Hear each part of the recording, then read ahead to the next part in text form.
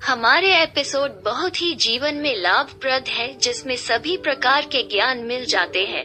Disclaimer: यह कहानी सिर्फ काल्पनिक और शिक्षा के लिए है, किसी की जीवन शैली को कॉपी नहीं की गई है। बहुत ही मार्मिक कहानी है जो इस प्रकार है। बहुत ही प्राचीन काल की बात है। एक किसान थे जो कि बहुत बुद्धिमान, बलशाली, दीर्घायु विचारों से ओतप्रोत थे। बहुत ही प्रखर बुद्धि के थे। वो आने वाले समय कैसे होंगे, वह भी 1000 वर्ष से आगे, आने वाले वर्षों में पीढ़ियां के बारे में कल्पना किया करते थे। आने वाली पीढ़ियां कैसे आगे बढ़ेंगे सोचा करते थे, सपने बुनते थे और इसी सपनों में खुश रहा करते थे। उम्र बचपन का था, करीब 6 से 7 साल की उम्र ही होगी। नाम था जग विधाता। माँ बाप की छाया थी, अच्छी खेती बाड़ी होती थी, इसलिए जीने खाने की कोई चिंता न थी। उस समय गुरुकुल हुआ करते थे, पर माँ बाप गुरुकुल भेजने में विश्वास न करते थे, क्योंकि वह बहुत ही दूर हुआ करते थे। उस समय जंगल झाड़ियाँ ज्यादा हुआ करती थी, पतले पतले रास्ते, पथरीले रास्ते, जीव जंतु जानवरों के खतरे सबसे ज्यादा थे, इसलिए गुरुकुल में शिक्षा नहीं हो पाती थी।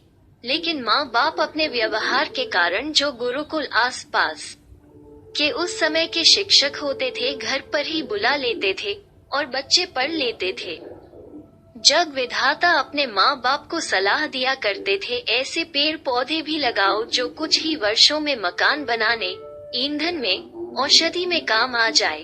खेती बाड़ी भी ऐसी करे जिससे सूखे फल के रूप में ज्यादा दिनों तक रखे जा सके, तेल मसाले के काम आ जाए, औषधि के काम में आ जाए। माँ बाप जग विधाता के इस सलाह को मान जाते थे।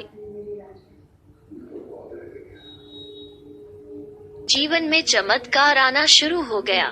पशुपालन, पक्षी पालन भी बहुत लाभप्रद रहा, जिससे दूध, दही, माखन, घी की कभी कमी ना रहती थी। गन्ने की खेती किया करते थे, जिससे गुड़ की पैदावार भी हो जाती थी।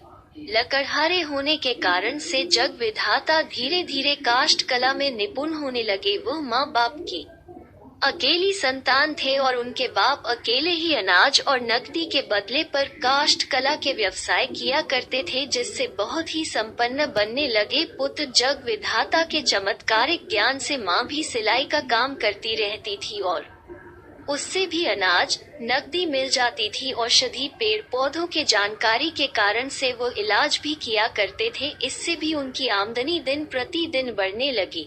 घर में संपन्नता आने लगी। गांव के लोग और आसपास गांव के लोग उनकी संपन्नता को देखकर आकर्षित होने लगे और मदद के लिए आने लगे। इस तरह से उनकी प्रसिद्धि भी बढ़ने लगी। घर में प्रार्थनाएं, पूजा पाठ भी हुआ करते थे।